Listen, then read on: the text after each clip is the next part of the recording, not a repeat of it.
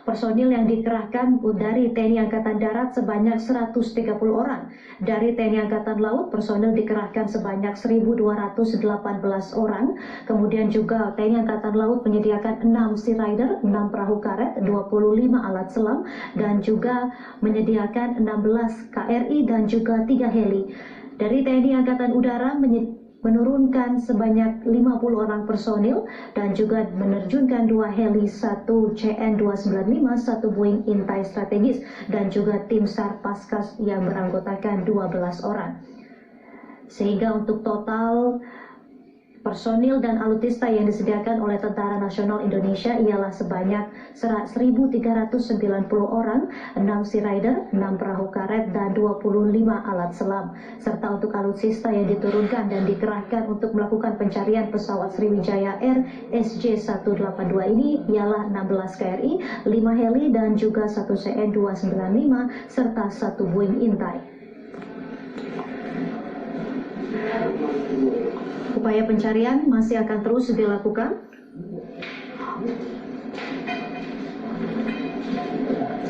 Ya, saudara, kemudian juga pesawat Sriwijaya Air yang jatuh di perairan Kepulauan Seribu ini masih akan terus dilakukan.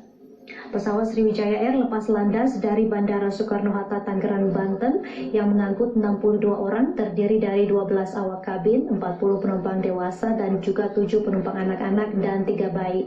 Pesawat seharusnya terbang pukul 14.30 waktu Indonesia Barat, namun harus ditunda karena cuaca buruk yang tak memungkinkan.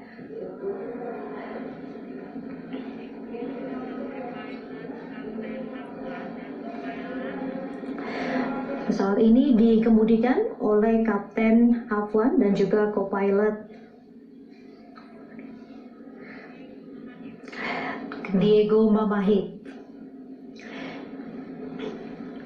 Sementara untuk kabin kru beranggotakan Dika, Oki, Bisma, Miate, Gita L. Dan pesawat ini hilang kontak dengan tower sesuai jadwal take off pukul 13.25 waktu Indonesia Barat, sempat delay, dan akhirnya lepas landas dari Bandara Internasional Soekarno-Hatta pada pukul 14.36 waktu Indonesia Barat.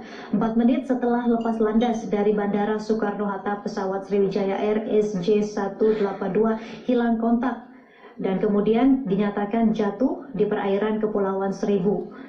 Nelayan yang ada di sekitar Kepulauan Seribu menyatakan ada yang melihat pesawat jatuh kemudian meledak, namun hal ini masih akan kembali dikonfirmasi apakah hal ini akan benar-benar terjadi atau tidak. Manajemen masih terus berkomunikasi dan menginvestigasi untuk kemudian melakukan konfirmasi apakah pesawat Sriwijaya Air dan juga serpihan serta debris pesawat yang ditemukan merupakan pesawat dari Sriwijaya Air atau tidak.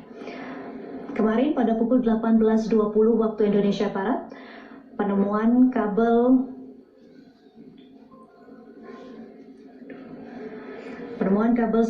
dari pesawat Sriwijaya Air ditemukan oleh nelayan Kepala Seksi Pemerintahan dan Transit Kecamatan Kepulauan Seribu Selatan Surahman mengkonfirmasi temuan sejumlah barang di sekitar Pulau Laki dan Pulau Lancang Kepulauan Seribu. Barang-barang tersebut diduga berasal dari pesawat Sriwijaya Air yang dikabarkan hilang kontak dan sudah dinyatakan jatuh. Barang-barang yang ditemukan berupa potongan pakaian dan juga beberapa kabel. Pemerintah Kabupaten Kepulauan Seribu dibantu Badan SAR Nasional juga langsung menyisir lokasi dugaan jatuhnya pesawat Sriwijaya Air SJ182. Menurut Surahman, informasi jatuhnya pesawat dari nelayan Pulau Lancang karena mendengar suara ledakan seperti suara petir. Dan juga ada nelayan yang melihat pesawat jatuh ketika hujan deras mengguyur lokasi kejadian. Dan kemarin malam pada pukul 19.20 waktu Indonesia Barat, TNI Angkatan Laut mulai mengerahkan kapal perang dan pasukan katak. Tentara Nasional Indonesia Angkatan Laut mengerahkan sejumlah kapal perang Republik Indonesia atau KRI dan personel komando pasukan katak untuk membantu pencarian pesawat Sriwijaya Air SJ182.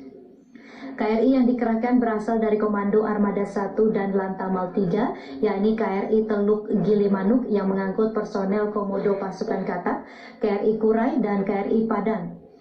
Kemudian KRI Teluk Cirebon, KRI Ciptadi, KRI Cucut 866, KRI Tenggiri, serta 2 Sea Rider Kopaska dan 2 kapal tunda yakni TD Galunggung dan Malabar. Unsur-unsur TNI Angkatan Laut membantu Search and Rescue atau SAR pesawat Sriwijaya Air